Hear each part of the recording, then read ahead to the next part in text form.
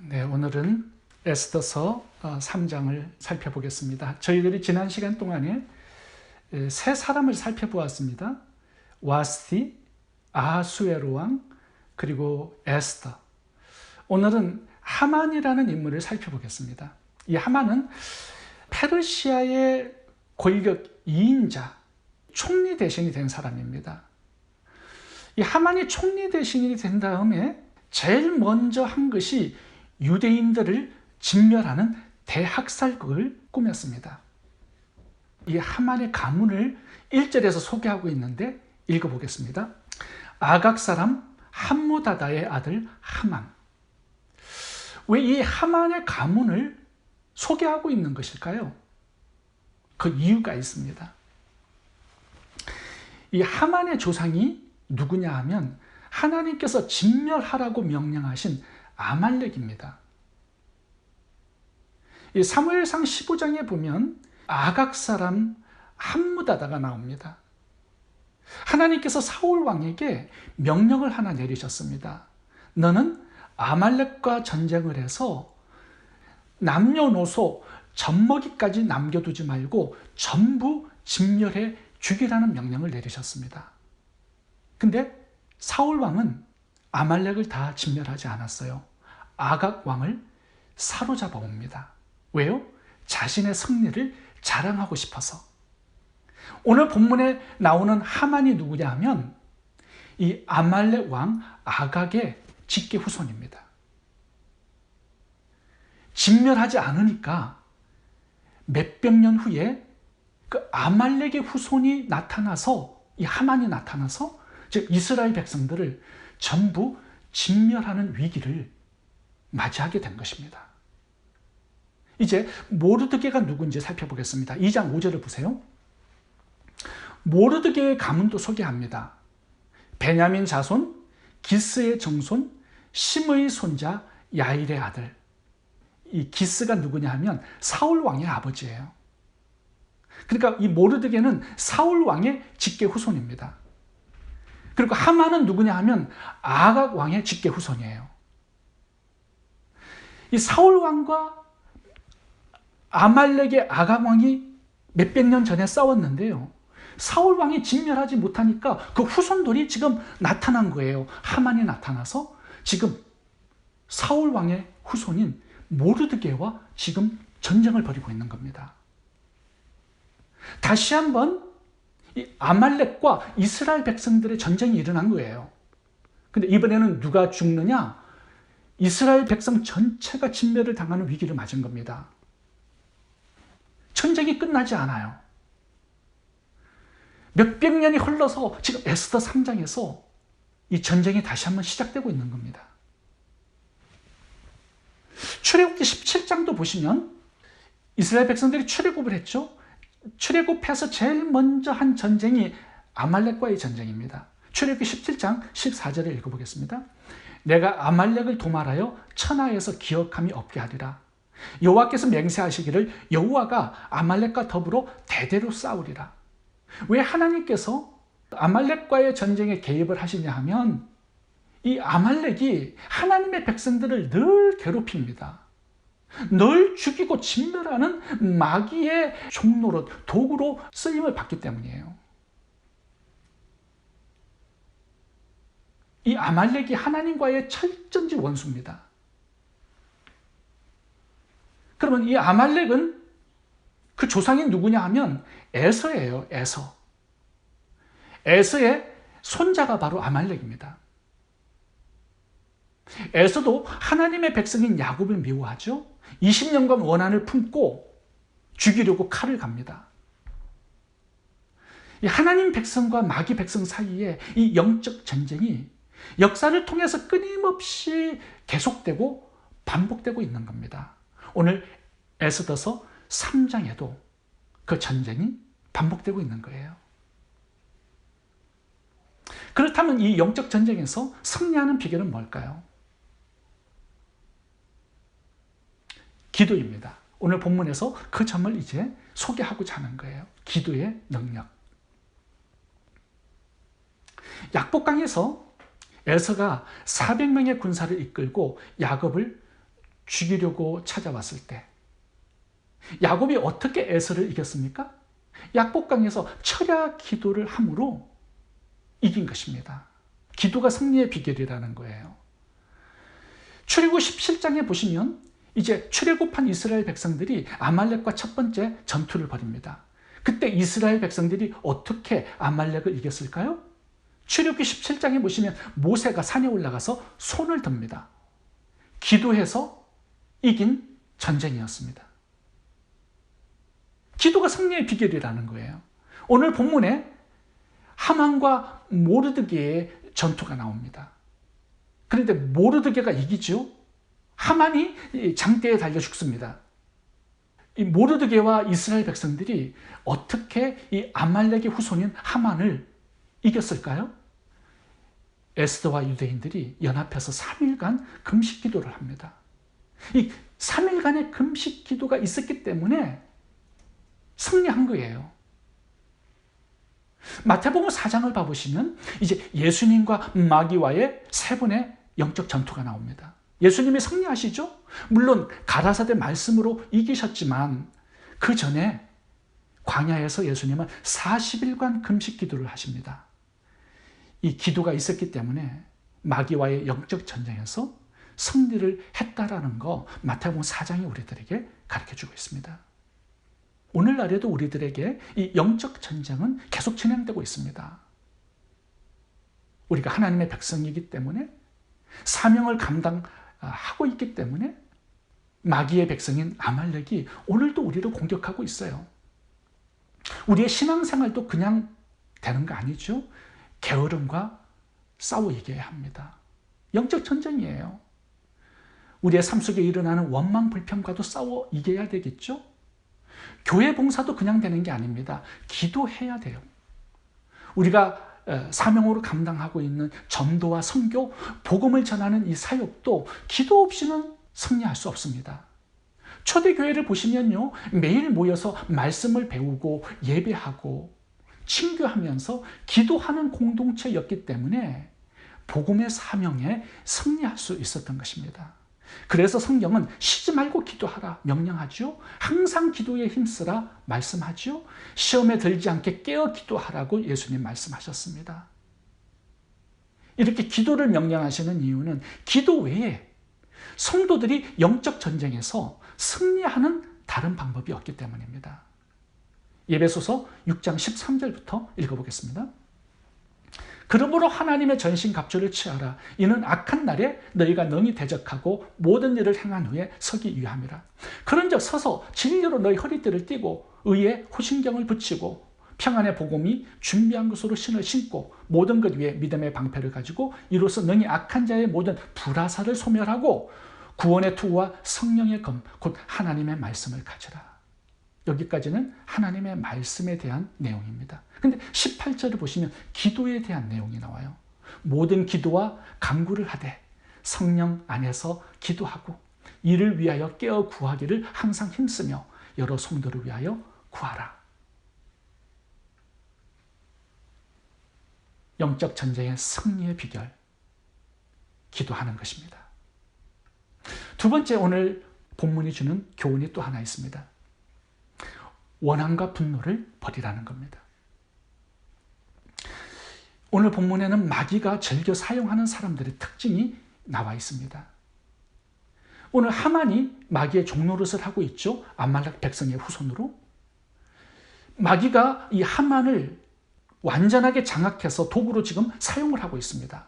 이스라엘 백성들을 진멸하기 위해서.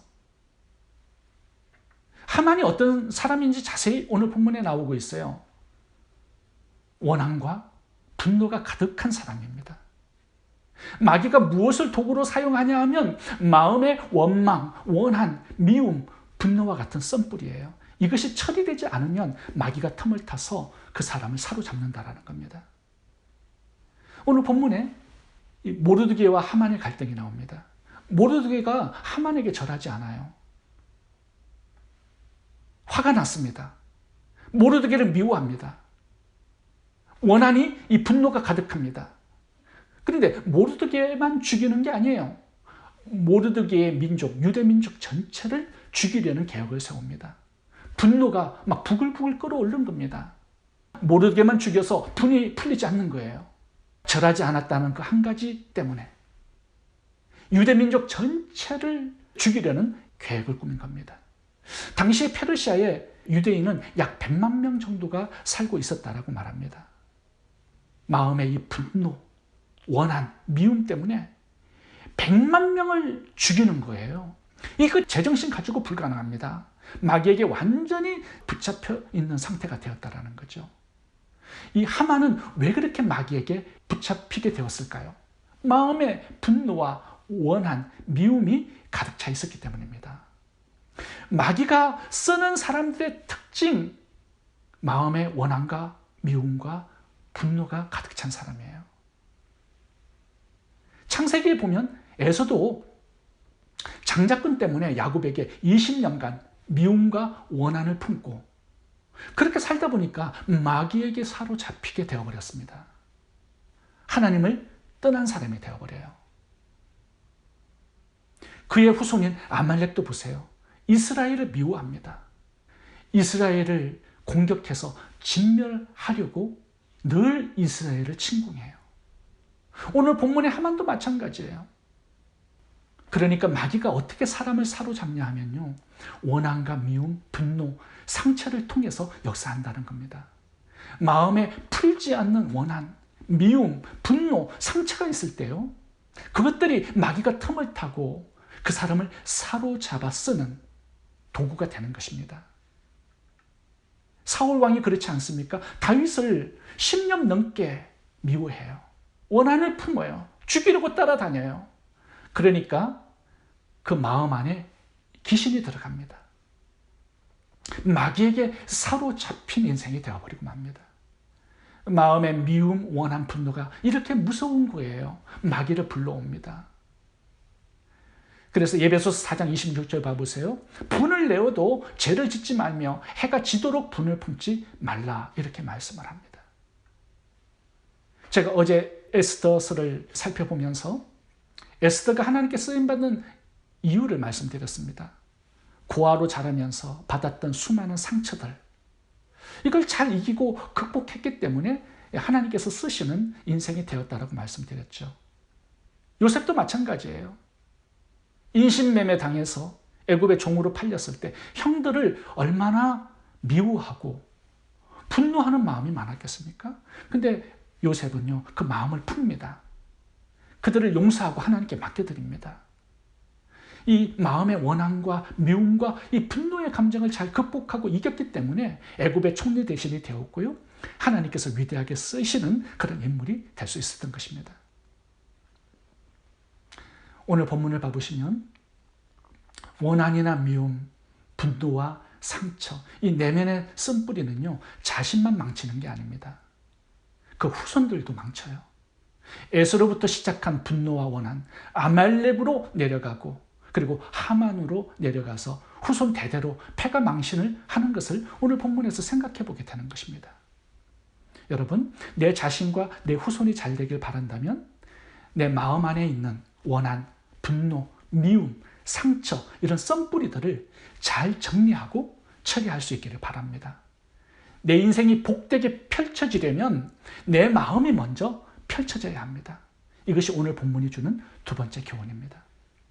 오늘 세 번째 교훈은 하나님은 고난 중에 피할 길을 주신다는 겁니다. 오늘 본문 후반부에 보시면 이 유대인들을 진멸하는 왕의 의인이 찍힌 조서가 페르시아의 모든 도시마다 전달이 되었습니다. 이 100만 명의 유대인들은요, 12월 13일에 전부 진멸을 당하게 되어 있습니다. 단 한 사람도 빠져나갈 길이 없어요. 왕의 의인이 찍힌 조서가 공포되었기 때문입니다. 그런데 오늘 본문을 가만히 보면요, 이런 위기 속에서 하나님의 자비의 손길이 숨어 있습니다. 마귀는 하만을 총리 대선으로 세워서 유대인들을 진멸하려고 계획했습니다. 그런데 하나님은요, 에스더를 왕비로 세워서 유대인들을 구원할 계획을 세우셨습니다. 그리고 또 하나 중요한 하나님의 자비가 오늘 본문에 나오는데 그것은 날짜입니다.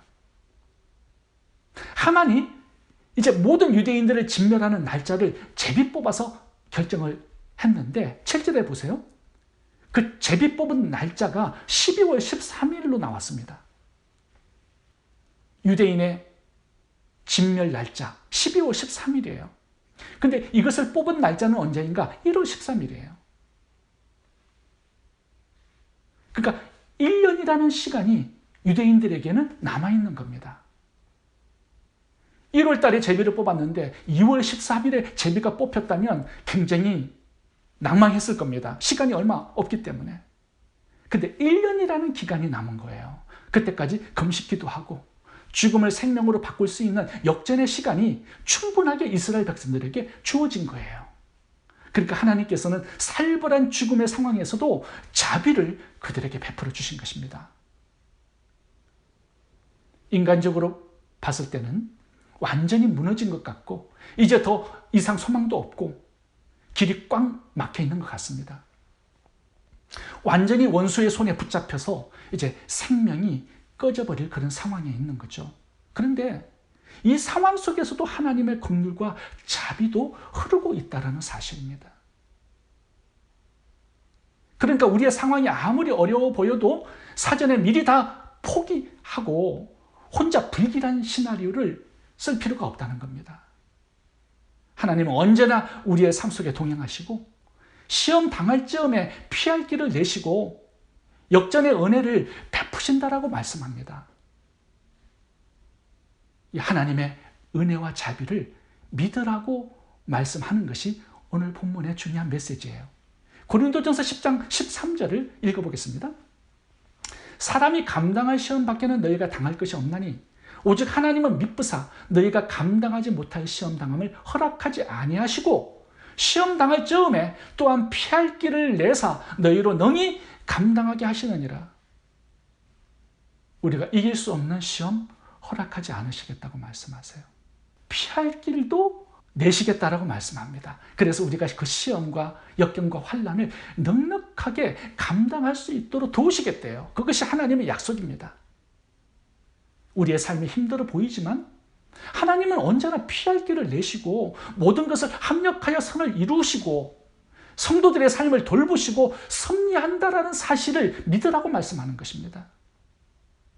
여러분, 우리의 삶이 아무리 힘들어도 그 속에 하나님의 자비와 긍휼도 풍성하게 흐르고 있다는 거 믿을 수 있기를 바랍니다. 하나님은 우리를 변함없이 사랑하시고 우리의 삶에 놀라운 일을 행하시는 하나님이십니다. 기도하겠습니다. 좋으신 하나님, 우리에게 기도할 수 있는 은혜 주심을 감사드립니다. 깨어 기도함으로 시험을 넉넉하게 이기고 우리 앞에 있는 영적 전쟁에서 승리하도록 도와주옵소서. 마음에 있는 원망, 원한, 미움, 분노 이런 썬뿌리들을 잘 이기고 극복하여서 하나님께 귀하게 쓰임받는 인생 되도록 도와주옵소서. 고난 중에도 피할 길을 예비해 주시고 하나님의 긍휼과 자비를 풍성하게 베풀어 주시는 하나님, 하나님을 바라보고 의지하고 새 힘을 얻고 우리의 믿음의 길을 끝까지 전진할 수 있는 저희 모두가 되게 해 주옵소서. 예수님 이름으로 기도합니다. 아멘.